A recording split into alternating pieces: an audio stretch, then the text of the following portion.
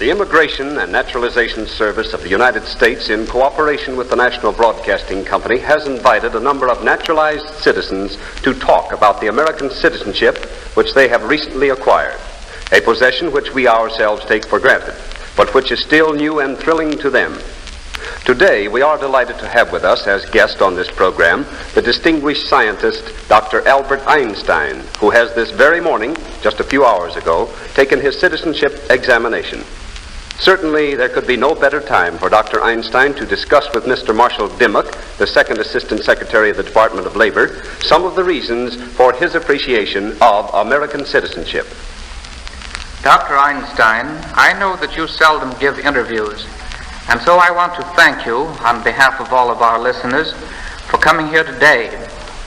I'm sure that what you have to say will be of real interest and service to your new country. It is clear to me that it was a self-evident duty to accept this invitation. Though I must tell you that I do not think words alone will solve humanity's present problems. The sound of bombs drowns out man's voices. In ordinary times of peace, I have great faith in the communication of ideas between thinking men. But today I am afraid the intellectual way to appeal to man is fast becoming of little avail, with brute force dominating so many millions' lives. This morning, Dr. Einstein, I was privileged to be present while you took your final examination for American citizenship. Will you tell us why you, who are international in your outlook and by virtue of your scientific interests, prefer to live in America rather than in any other country? 7 years ago, Mr. Dimmock, when asked for the reason why I have given up my position in Germany, I made this statement: as long as I have any choice, I will only stay in a country where political liberty, toleration, and equality of all citizens before the law is the rule. Political liberty implies liberty to express one's political opinion orally and in writing, and a tolerant respect for any and every individual opinion. That is real American doctrine. But tell me, do you feel that America still fulfills the requirements you mentioned as a place in which to live? Yes, Mr. Dimmock. Making allowance for human imperfections, I do feel that in America the most valuable thing in life is possible: the development of the individual and his creative powers. There may be men who can live without political rights and without opportunity of free individual development. But I think that this is intolerable for most Americans. Here, for generations, men have never been under the humiliating necessity of unquestioning obedience. Here, human dignity has been developed to such a point that it would be impossible for people to endure life under a system in which the individual is only a slave of the state and has no voice in his government and no decision on his own way of life. I agree with you, Dr. Einstein.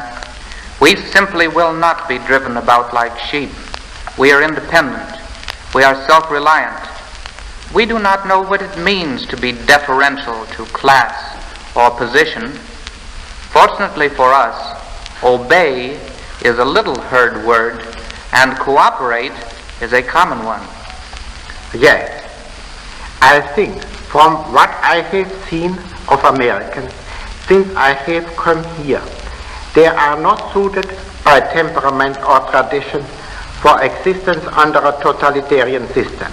I think that most of them would not find life worth living so. Therefore, it is very important that they consider how these liberties that are so necessary to them may be preserved and defended. I am glad to hear you say that Americans can cooperate because nothing truly valuable can be achieved except by the unselfish cooperation of many individuals. Dr. Einstein, you are a scientist and must regard scientific progress as one of man's highest achievements. And yet it seems to many people nowadays that science and invention have brought human beings more trouble than good. Technological unemployment, international quarrels for the raw materials of industry, and finally the weapons of mechanized warfare. How do you think the discoveries of science might be turned from man's own destruction to his advantage? Science has provided the possibility of liberation for human beings from hard labor. But science itself is not a liberator. It creates means, not goals. Man should use them for reasonable goals. When the ideals of humanity are war and conquest, those tools become as dangerous as a razor in the hands of a child of 3. We must not condemn man's inventiveness and patient conquest of the forces of nature because they are being used wrongly and destructively now. The fate of humanity is entirely dependent upon its moral development. I have often wondered why it was that leaders in science and culture had so little influence on the course of political events. What is your opinion in that matter? I think it is quite understandable. Scientists and artists, through their works, frequently have had enduring influence even in the realm of politics. But in order to influence the course of political events directly, one must also have the gift to influence people and their actions directly. This is rather a matter of arousing and using emotions and personal confidence than of clear understanding of causal connections. For this reason, intellectuals have little chance to impress an audience. Also, they usually do not have the gift to make decisions swiftly. Among the outstanding American statesmen, Woodrow Wilson is perhaps the truest example of the intellectual type. But he too did not seem to have mastered the art of dealing with man. His greatest achievement, the League of Nations, appears today as a failure on superficial observation. But in spite of the mutilation of his contemporaries and the boycott of his fellow countrymen, Wilson's work, in my opinion, will be recreated in a more powerful form. Then only will the importance of this great innovator be fully recognized. What hope have you, Dr. Einstein, that another League of Nations could prevail in a nationalistic world with its unevenly distributed resources and its unsettled economic conditions? I am convinced that a federal organization of the nations of the world is not only possible, but even an absolute necessity if the conditions of our planet are not to become unbearable for man. The League of Nations failed because its members were not willing to give up a part of their rights of sovereignty, and because the League was without any executive power. A world organization cannot ensure peace effectively unless it has control over the whole military power of its members. Exaggerated nationalism is an artificially created emotional state resulting from the necessity to be prepared for war. This exaggerated nationalism would quickly disappear with the elimination of the war danger.